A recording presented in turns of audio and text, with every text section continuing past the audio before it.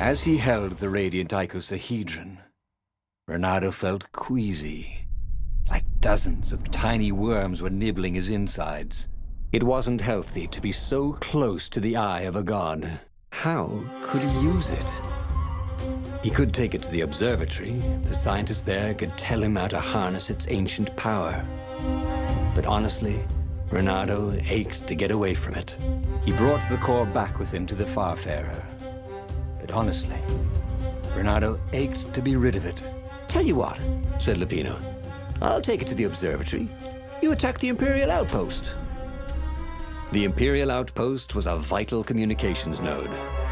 Taking it could shatter the Empire's ability to coordinate. And it would be full of secret plans and maps and maybe even rebel prisoners. It was a good target for a hero like Renato. But what if Lupino got the core and then broke it, or lost it, or worse? Was Renato ready to take that risk? Maybe it was better if he brought the core to the scientists himself.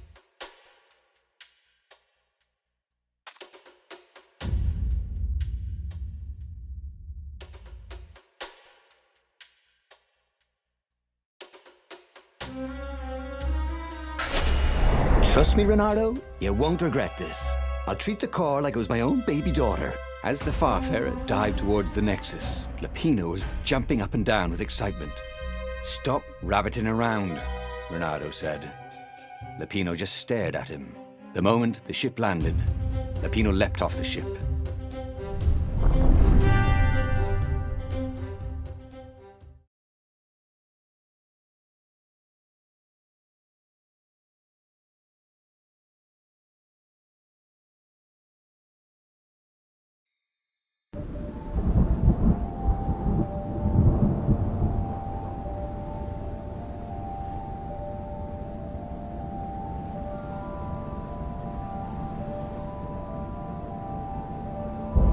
As Lupino vanished into the wilds of the Nexus, Renato vaguely remembered Lupino had a baby daughter, didn't he?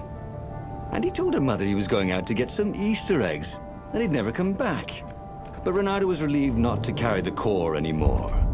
He was already feeling better. And who knows, maybe this time Lupino would get it right. And if Renato could take the outpost, he'd have access to all the Empire's communications in the sector. Right? Renato, smash!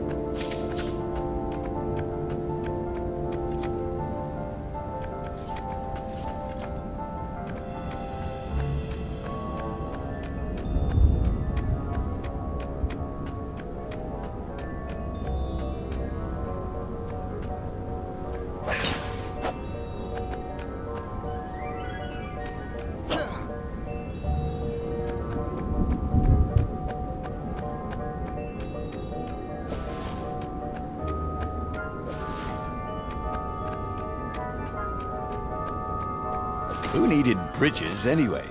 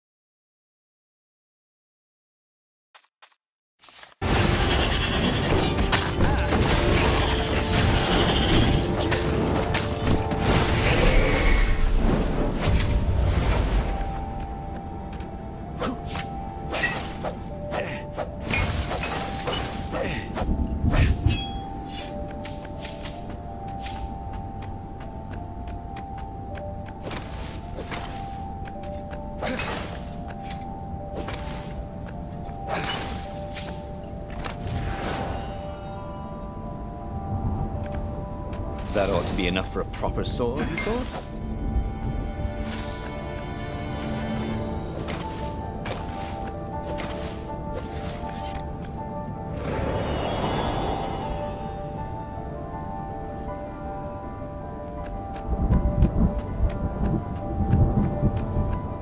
Renato caught his breath.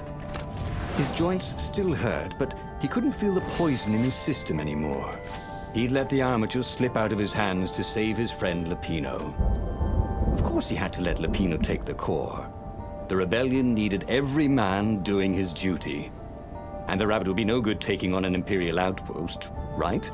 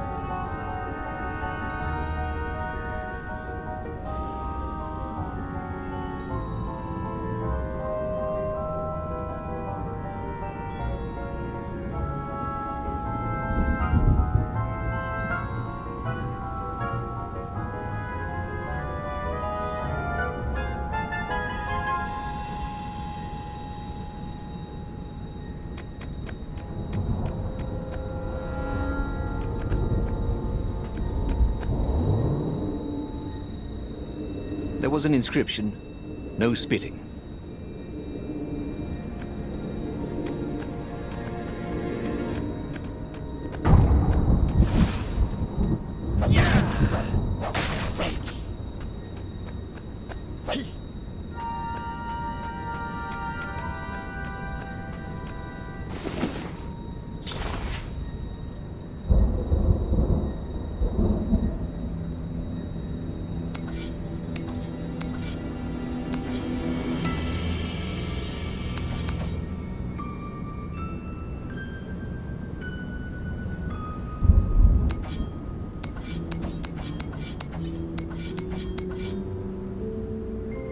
Trusty old sword was always a little better when he sharpened it.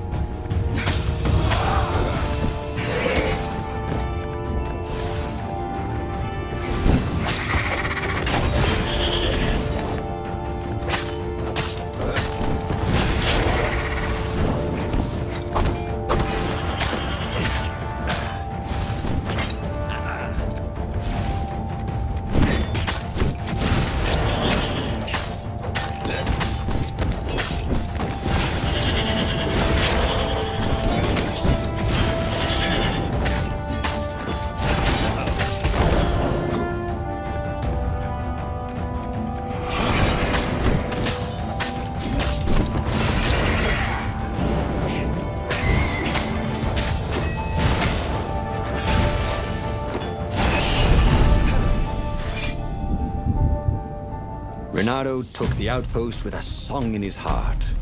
Soon, he was stuffing his sack with key messages from and to the fleet. One message caught his attention. A high priority order has been given by the Emperor himself to locate something called the Iblis Stone.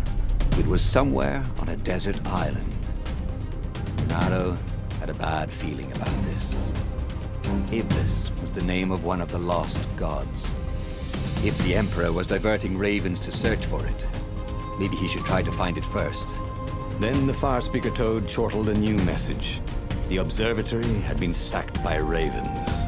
Lapino and all the scientists had been taken to the mountains. Why? Why had he trusted Lapino again?